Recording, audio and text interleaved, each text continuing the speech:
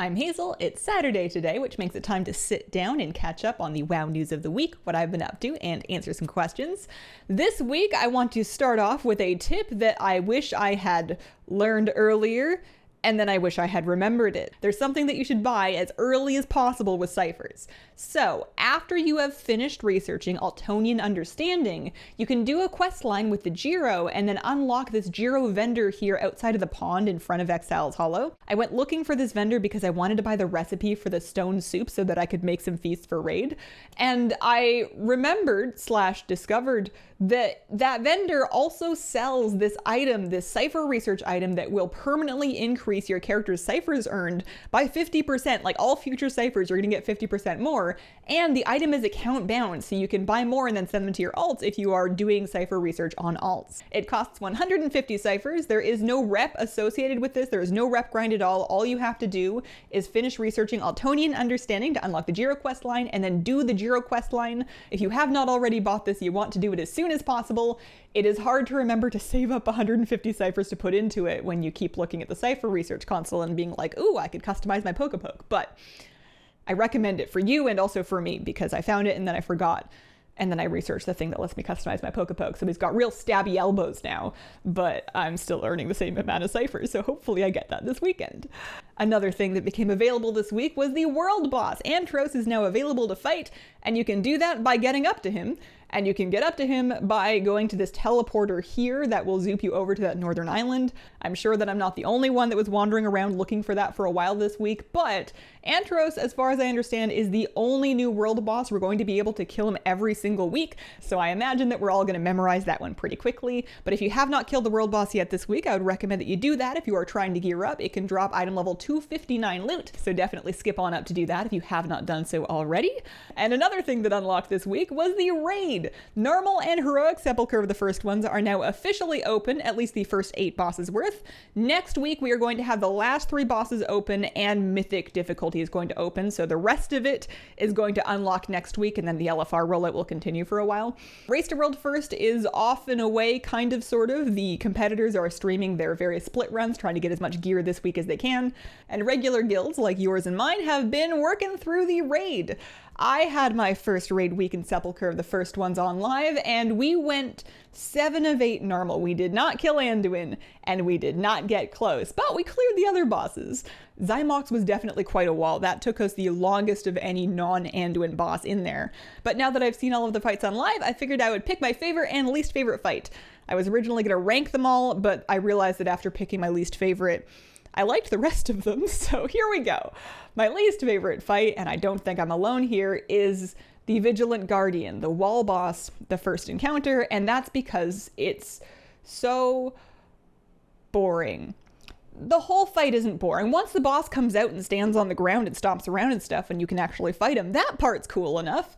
But the early part where you're just running around killing trash, it doesn't even activate fast enough. You have like big chunks of time where you're just standing around waiting for more trash to activate.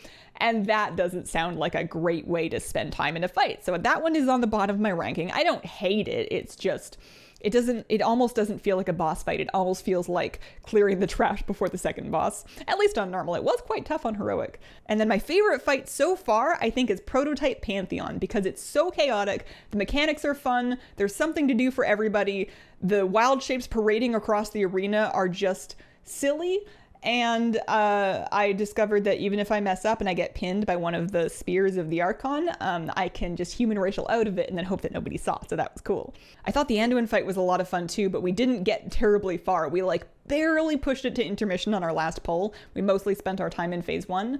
The raid is definitely tough this week. I think that they have 100% tuned the raid for later us when we get double legendaries and when we get some more tier. I think they wanted to make it so that the raid won't like immediately dissolve into dust the moment that we all get our second legendary, which means that for now, when we don't have those things, it is tight in there. I don't really mind so much. I think it was kind of fun to have a challenge, and I think having struggled through it for a couple of weeks early is going to make it feel really gratifying when we do start to get those upgrades. But if you are struggling with progress in Sepulcher, you're not alone, and don't sweat it too much. We're going to get stronger over the weeks. I have not personally received any tier yet from the raid, although I only got one piece of loot, which I think is about right for 7 bosses. I got that new trinket that activates your Covenant ability, or like resets the cooldown of your Covenant ability, and I put it on just because it was new. Maybe that's why my parses aren't so good. I've been out of the game too long. I need to shake the rust off of my priest and get back in business. Otherwise, in my life this week, I took a couple of days off after I finished up the first 8 raid guides. I hung out with my cat, I baked cookies, I ran errands, it was wonderful.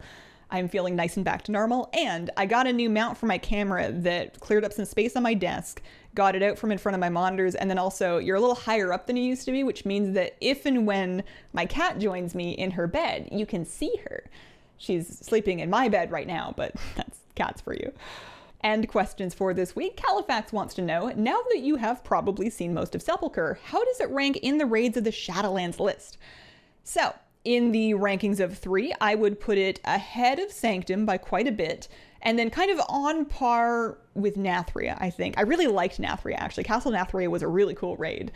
I feel like, actually, an interesting thing is I think that Sepulcher feels almost well-paced now. I kind of like it as an 8-boss raid, and next week it's going to become an 11-boss raid, and I wonder if it's going to start to feel too long.